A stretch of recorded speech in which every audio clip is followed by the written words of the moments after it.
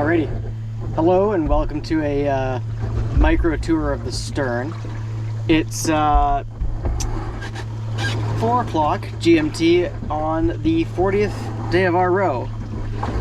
So we are about, if we're lucky, all things staying how they are, we're looking about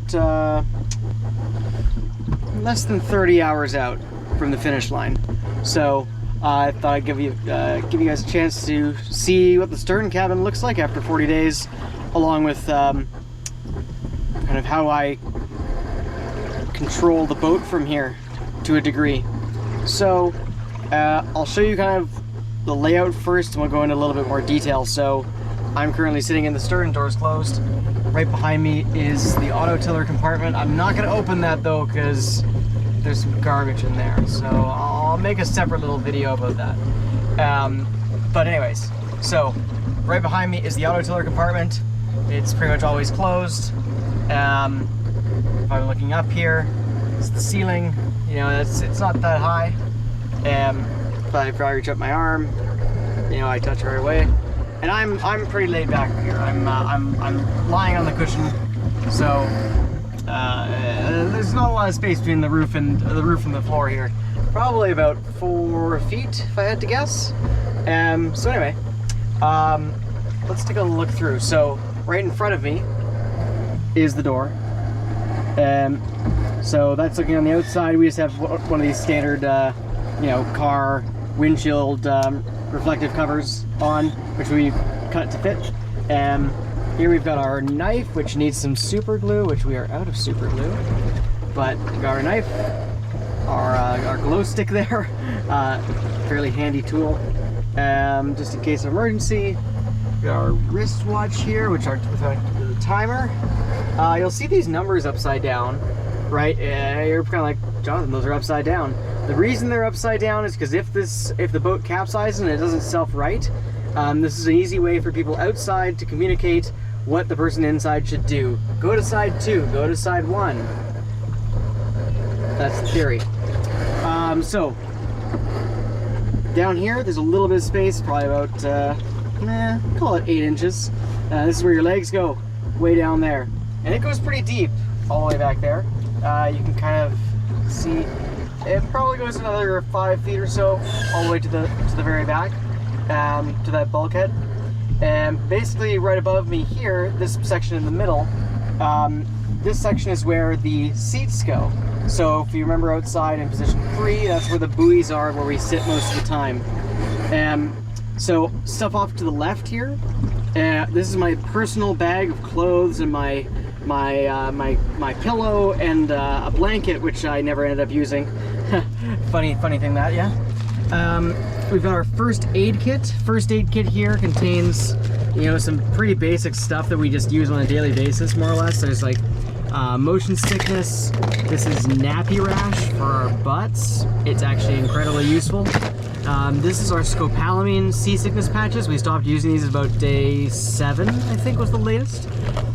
Tape for our hands, a ton of ibuprofen, chamois butter, again for the butt, along with like stuff like our jock itch / antifungal cream. Just another good thing to have. What else do we have in here? We've got SPF lip gloss, basically. Also a useful thing. And then we've also got some stuff for our hands. That would be Skin Doctor, which I have used almost every day. What else is here? We've got spare foot stretcher, which I use to hold my bottles, more or less. Now, I say for a lot of these things here. Part of the reason for that is that I am the only person who sleeps in the stern at night. Isaac and Kramer sleep in the bow, so most of their gear, personal gear, is up in the bow because there's more space. So when I say I'm meaning the stuff that I'm using to occupy my space. I'm not the only one who uses the stern. Often we use the stern during the day. It's also, though, the bow is a better place to have weight, typically, if we want to try to surf some waves. So the stern gets a little less use on the daily by everybody, except for me. I'm almost pretty exclusively in here, but in any event, I'll keep going here. So This pocket here contains our sat phone stuff. I've got one of the sat phones actually wired up over here, but this cable that goes up through the roof here, this connects to a little antenna in the roof, and that's connects to the sat phone, which it's not connected now, but it would connect to this adapter at the bottom and gives a signal while we're inside. It's a pretty stable signal, so it's a good one to use. I've got a little schedule of my day. Just for my own reference, I've gotten better at understanding, you know, okay, I'm meant to sleep now, I'm meant to be awake. I'm meant to sleep right now, by the way, but that's fine. Spoon, extra Nalgene, sunscreen, Bear Grips for our hands, which we never really use, my toiletries kit, and then we've got food storage all the way back here. So behind us here, this is the steering column, going straight up here. It's the beam. So that's where the shaft for the rudder goes. And then we've just got lots of food stashed back here. We have a ton of food out right now. As you can see, all these bags are full of food and or garbage. Just because we're right at the end of the row. So we've got a ton of food left over and we're starting to eat it all. So it's great. That's pretty much that side. That would be the port side of the boat. Now on the starboard sides, there's a lot more stuff, more interesting stuff. But we'll start first off at the very back over here. So we'll spin all the way around. Go all the way down here. So, all the way back here, we've got our spares. That's way at the back. It's just got all sorts of different spare equipment, like new wheels, new pins, new bolts, and everything else we could possibly need to repair the boat is in there, with the exception of stuff for the water maker, which is in the water making compartment. What else is back here? We've got some neoprene straps back here, which we use for our foot stretchers. Those are kind of nasty at this point. We've got a barometer here, which has been actually quite useful. I actually gave that to the guys as a gift, so funny how that worked out. We've got what I call the mini spares kit here, which just has kind of miscellaneous stuff. It's got like batteries, it's got a foghorn, it's got a signaling mirror, kind of quick access, but also like regular use stuff that we might just come across. The batteries being the main thing.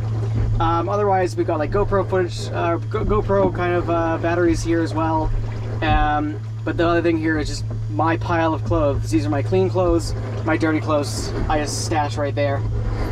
So that's my that's my wardrobe. Pretty nice, pretty nice. All right, what else we got here? I got a tiny computer fan thing.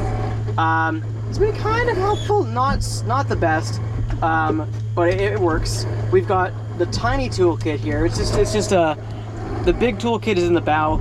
The mini toolkit is just for daily use stuff, and we've used this actually fairly frequently to repair foot stretchers and other miscellaneous things on the boat, tightening the pins and stuff like that. Very useful. It's just got a couple screwdrivers, wrench, and a vice grip. So that's good. We've got a scraper in here as well. This pocket contains flares, emergency flares. These are white flares, and it's also got our waterproof high lumen flashlight. Very useful for spotting things at night. So that's an easy access. We got vitamins and caffeine pills because these Yellow Devil caffeine pills are very helpful, as I've discovered in the mornings. I never drink coffee, but those are fucking amazing. We've got all of our cables stuff here, which is a bit of a mess right now, not gonna lie, trying to conserve some power. But our cables are here for charging phones, sat phones, speakers, the iPad, pretty much it. And then miscellaneous at the end here. So this up here is our favorite fan. It's called Mitchell. Say hi, Mitchell. Good. Now, super useful. It's got a swivel, plugs into our 12-volt DC outlet here, just your cigarette lighter kind of style one. Very, very nice. Mark Walters from our team bought this. He's a genius, so kudos to him. And yeah, what else? Oh, sorry, back down here. This is the iPad, and this is my iPhone in their Yugo cases. Yugo being one of our sponsors. Been super fantastic, keeping everything dry. It's just fantastic for storing and moving stuff. We've also got here the BGAN terminal. This is what we use to get internet. We set it up outside, and it has to be pointing in a certain direction in order to basically face a satellite to get, it's a geostationary satellite, in order to get get us internet. So that's back here. We've also got the second sat phone back here as well. Why is it here for charging? It's not where it lives. So after Mitchell, here is kind of the control panel. If I move back a little bit. So there's a whole bunch of stuff here. It's not too overly complicated, but I'll kind of walk through a few things real quick. This right here, this unit and this speaker right here is the VHF. This is our inboard VHF. So we have a handheld one that's on the deck that we use most commonly, but this one here is used occasionally. It's just mainly for me to monitor if need be from the stern, depending on the situation we're in. We've also got here, so we've got the 12 volt that I talked about. We've also got, you know, your standard 2 USB plugs. We have filled these with petroleum jelly to keep them from rusting, along with doing that with all of our cables, dip them in petroleum jelly, which has worked very well. We've got our battery monitors.